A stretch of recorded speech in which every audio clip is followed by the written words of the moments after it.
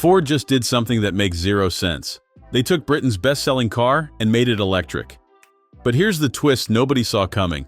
The price barely changed. £29,995 gets you into the Puma Gen-E. That's only $3 grand more than the petrol version. And with the government grant, it drops to £26,245. That's cheaper than the hybrid. Most electric conversions feel like cash grabs. This one feels like Ford actually wants you to buy it. 166 horsepower, 8 seconds to 62 miles per hour, handles like the sporty ST version. But the real story is what happens when you drive it in the city. 523 kilometers of range. In town, not on a test track. That's days of driving without thinking about charging. Here's where it gets interesting. The boot is massive. 574 liters with something Ford calls the GigaBox. That's more space than SUVs twice the size, plus a frunk up front for your charging cables. Most small EVs make you choose between space and efficiency. This one laughs at that rule. 13.1 kilowatt hours per 100 kilometers makes it one of the most efficient EVs you can buy.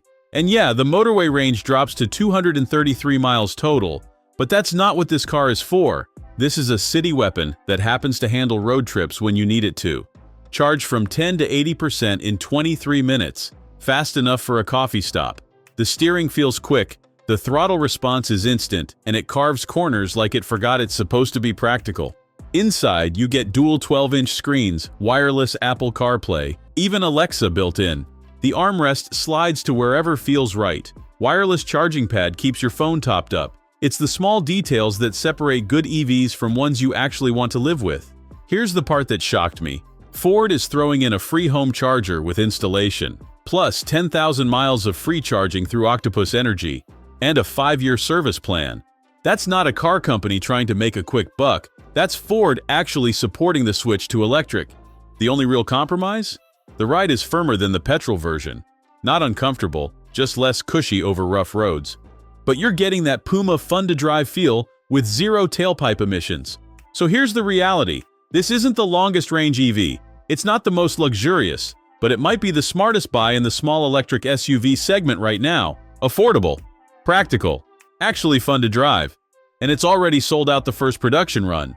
Ford just announced the updated 2026 model is coming early because demand went through the roof. Speaking of surprising EVs, next time we're looking at something even weirder. An electric SUV that costs luxury money, but somehow justifies every penny. Trust me, this one will make you question everything you thought you knew about what an EV should cost. Let me know in the comments if you'd actually switch from petrol to this electric Puma.